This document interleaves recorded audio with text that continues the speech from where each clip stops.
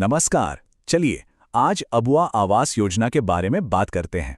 इसके लिए अगर अप्लाई करना हो तो ऑफलाइन प्रोसेस क्या है, आज हम कदम दर कदम इस पूरे सफर को अच्छे से समझेंगे। तो इस पूरे सफर को हमने 4 हिस्सों में बांटा है। सबसे पहले योजना का लक्ष्य समझेंगे, फिर देखेंगे कि कौन कौन से दस्तावेज लगेंगे। इसके बाद आएगी आवेदन की मुख्य प्रक्रिया और आखिर में सत्यापन और फायदों की बात करेंगे। तो सबसे पहला कदम, आखिर इस सफर का मकसद क्या है? बिल्कुल साफ है, अबुआ आवास योजना के जरिए एक सुरक्षित घर पाना। तो ये है क्या चीज? देखिए, अबुआ आवास योजना झारखंड सरकार की एक स्कीम है। ये उन परिवारों के लिए है जिन्हें सच में घर की जरूरत है। और सबसे अच्छी बात, इसका प्रोसेस एकदम ऑफलाइन और आसान रखा गया है। ठीक है, तो योजना समझ आ गई। अब आती है तैयारी की बारी। कोई भी आवेदन भरने से पहले कुछ जरूरी कागजात तो लगते ही हैं, है ना? चलिए देखते हैं क्या क्या इकट्ठा करना है। ये रही list. Aadhaar card, ration card, income certificate, हाँ, जाति प्रमाण पत्र और निवास प्रमाण पत्र भी। और हाँ, एक पासपोर्ट साइज फोटो। अगर ये सब पहले से तैयार हो तो आगे का काम बहुत आसान हो जाता है, यकीन मानिए। तो सारे दस्तावेज तैयार हैं। अब वक्त है असली काम का, यानी आवेदन पत्र भरना और उसे जमा करना। इस सफर की शुरुआत कहाँ से होगी?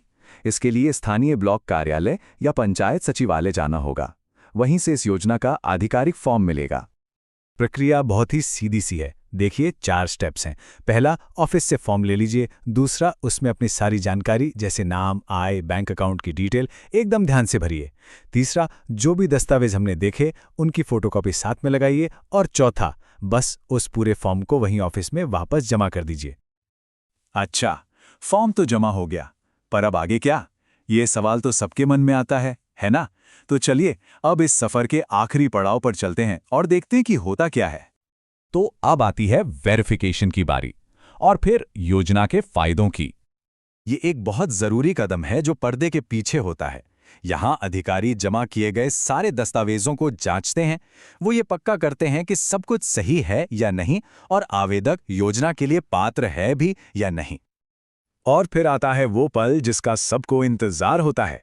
जब सारी जांच पूरी हो जाती है तो जो आवेदक पात्र पाए जाते हैं उनका नाम आधिकारिक लाभार्थी सूची में डाल दिया जाता है। इसका सीधा सा मतलब है आवेदन स्वीकार हो गया है। तो आखिर इनाम कैसे मिलता है? जो पैसा है वो किस्तों में सीधे लाभार्थी के बैंक खाते में भेजा जाता है।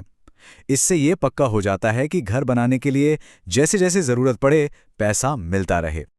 तो सवाल ये है कि क्या सही जानकारी के साथ सफलता की ओर पहला कदम उठाया जा सकता है? बिल्कुल। हमने देखा कि अबुआ आवास योजना की पूरी प्रक्रिया कोई रॉकेट साइंस नहीं है। बस थोड़ी सी तैयारी और सही जानकारी की जरूरत है। ये सिर्फ एक घर बनाने का मौका नहीं है, बल्कि एक सुरक्षित भविष्य की नींव रखने का जरिया है।